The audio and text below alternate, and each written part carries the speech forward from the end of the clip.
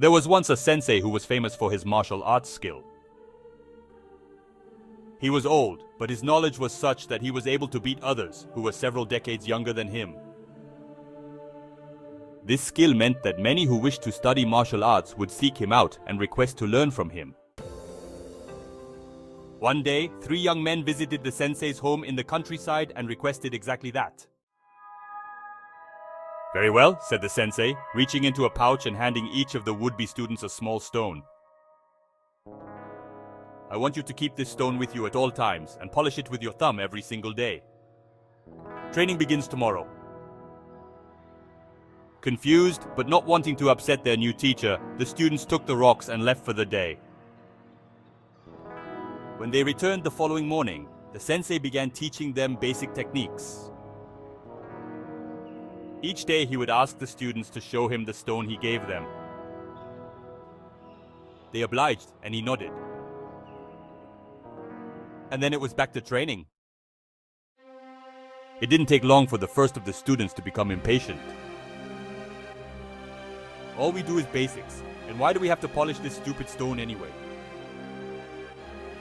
Frustrated, he reached into his pocket and threw the stone into the nearby stream.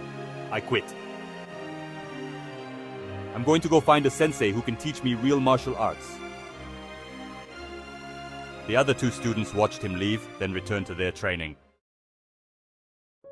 It took a while, but eventually, the second student began to grow weary of doing the same basics over and over again, and rubbing a stone that appeared to stay exactly the same day in, day out.